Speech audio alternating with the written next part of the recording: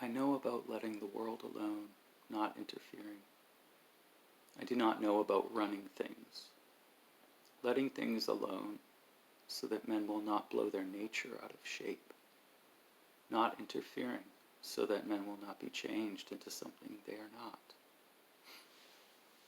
When men do not get twisted and maimed beyond recognition, when they are allowed to live, the purpose of government is achieved.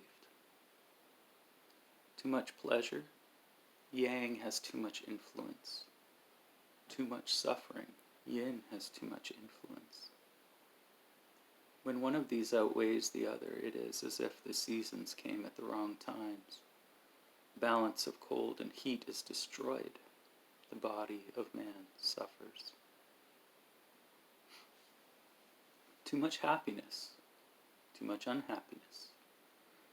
Out of due time, men are thrown off balance. What will they do next? Thought runs wild, no control. They start everything, finish nothing. Here competition begins. Here the idea of excellence is born, and robbers appear in the world. Now the whole world is not enough reward for the good, nor enough punishment for the wicked, since now the world itself is not big enough for reward or punishment.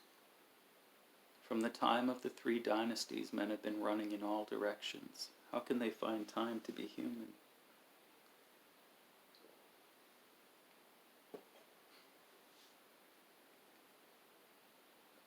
You train your eye, and your vision lusts after color. You train your ear, and you long for delightful sound. You delight in doing good, and your natural kindness is blown out of shape. You delight in righteousness, and you become righteous beyond all reason. You overdo liturgy, and you turn into a ham actor. Overdo your love of music, and you play corn. Love of wisdom leads you to wise contriving. Love of knowledge leads to fault finding. If men would stay as they really are, taking or leaving these 8 delights would make no difference. But if they will not rest in their right state, the 8 delights develop like malignant tumors. The world falls into confusion. Since men honor these delights and lust after them, the world has gone stone blind. When the delight is over, they still will not let go of it. They surround its memory with ritual worship. They fall on their knees to talk about it, play music and sing, fast and discipline themselves in honor of the 8 delights. When the delights become a religion, how can you control them? The wise man then, when he must govern, knows how to do nothing. Letting things alone, he rests in his original nature. He who will govern will respect the governed no more than he respects himself.